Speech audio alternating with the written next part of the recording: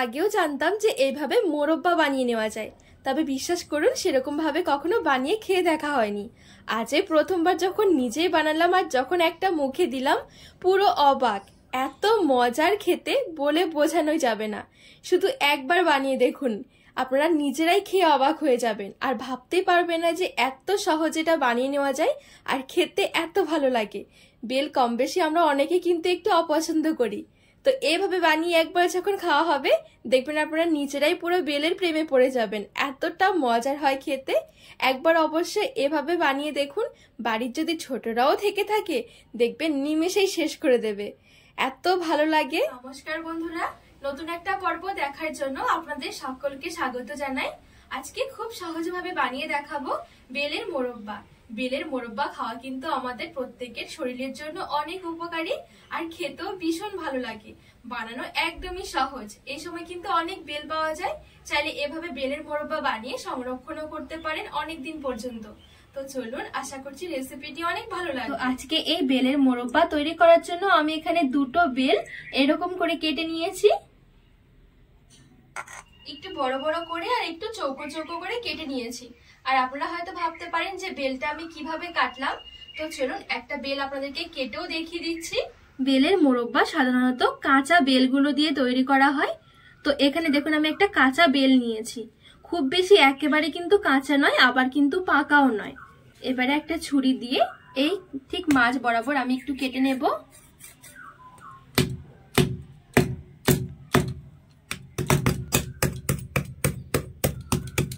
তো এই দেখুন মাঝখানটা আমি প্রথমে এরকম করে কেটে নিয়েছি। আর কাটার জন্য কিন্তু আজকে আমি একটা ছুরি নিয়েছি। চাইলে আপনারা ধারালো কিছু দিয়েও কিন্তু কাটতে পারেন।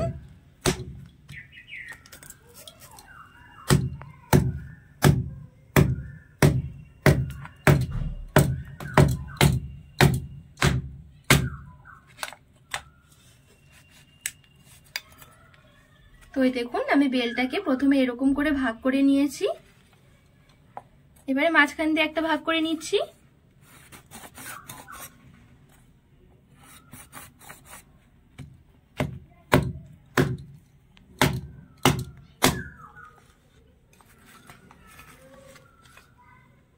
আর এই মাঝখান দিয়ে একটু ভাগ করে নিচ্ছি।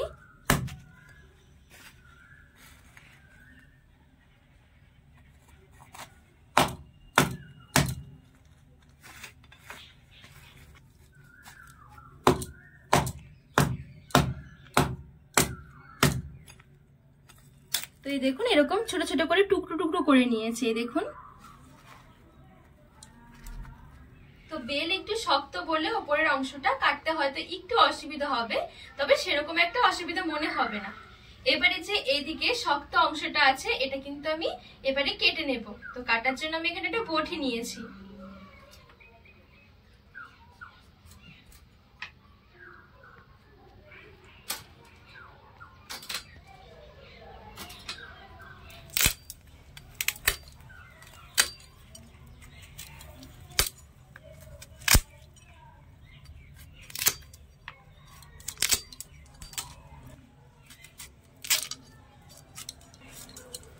তো এই দেখুন পেছনের যে খোসাটা ছিল শক্ত, আমি খুব সুন্দরভাবে কেটে নিয়েছি।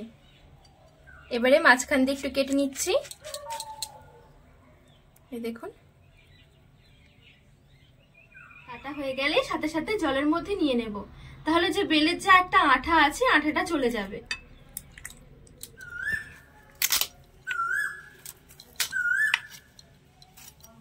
তো এই দেখুন আমি এই খোসাটা খুব সুন্দরভাবে কেটে নিয়েছি। এবারে মাঝখান দিয়ে একটু কেটে নিচ্ছি। এই দেখুন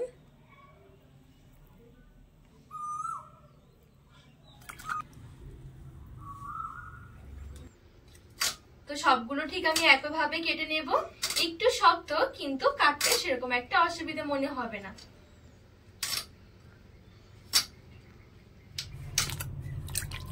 তো এই দেখুন একটা বেল আমি এভাবে করে কেটে জলের মধ্যে নিয়ে নিয়েছি। দেখুন এই যে বীজগুলো আছে বীজগুলো একটু বের করে নিতে হবে। তো সহজে বীজগুলো বের করার জন্য আমি দেখুন এরকম একটা কাঠি নিয়েছি।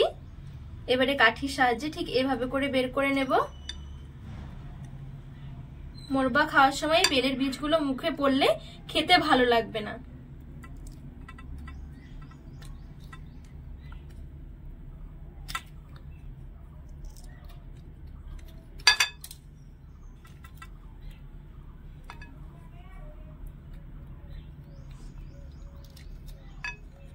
এই দেখুন খুব সহজে কিন্তু বীজগুলো আমি বের করে নিয়েছি। তো এখানে বেলে সবগুলো বীজ আমি খুব সুন্দরভাবে বের করে নিয়েছি। এই দেখুন, তো এই দেখুন মোরব্বা তৈরি করার জন্য বেলটা আমার পুরোপুরি রেডি। আর আজকে আমি এখানে 3টে মিডিয়াম সাইজের বেল দিয়ে মোরব্বাটা তৈরি করব। আপনারা চাইলে কিন্তু আরো বেশি করে বা আরো কম করে নিয়েও তৈরি করতে পারেন। আর আজকে যে আমি বেলটা নিয়েছি, এই বেলটা কিন্তু একদম কাঁচা এমনটা নয়, না পাকা না কাঁচা। এই দেখুন আমি একটু ধরে দেখিয়ে দিচ্ছি। এই দেখুন আমি হাত দিয়ে জোরে প্রেস করছি আর অনেকটা কিন্তু নরম হয়ে এসেছে। এই দেখুন, যখন এরকম জোরে প্রেস করলে দেখবেন একটু ভেঙে ভেঙে আসছে, তখন কিন্তু বেলটা আর সেদ্ধ করতে হবে না। আর যদি ঠিক এরকম ধরলে অনেকটাই শক্ত মনে হচ্ছে বা এরকম ভাঙা যাচ্ছে না, তাহলে কিন্তু একটু বেলটা আগে সেদ্ধ করে নিতে হবে। তো ঠিক যদি বেলটা অনেকটা শক্ত হয় তাহলে প্রথমে 10 মিনিটের জন্য একটু ঢাকা দিয়ে সেদ্ধ করে নিতে হবে, তারপরে এই প্রসেসটা করতে হবে। তো এবার আমি বেলের টুকরোগুলো একটা কড়াইয়ের মধ্যে নিয়ে নিচ্ছি।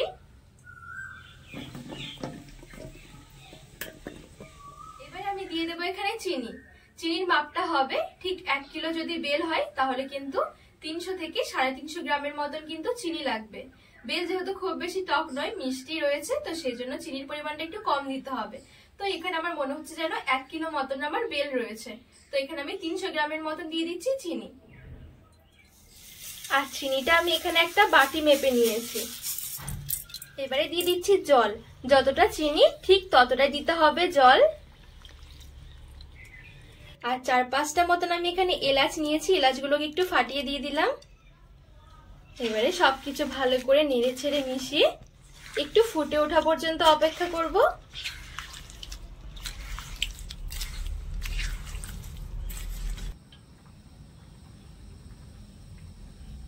তো এখানে দেখুন বেলের টুকরোগুলো চিনি রসের মধ্যে ফুটে উঠেছে।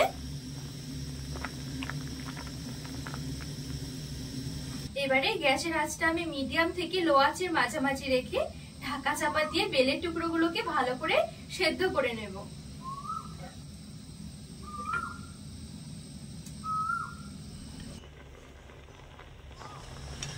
তো আমি এখানে পুরো ঢাকা দিয়ে 15 মিনিটের জন্য ঢেকে রেখে দিয়েছিলাম। এখন কিন্তু খুব সুন্দরভাবে সেদ্ধ হয়ে গেছে আর কোন রকম কালার ছাড়াই একবার কালারটা দেখুন কতটা সুন্দর এসেছে।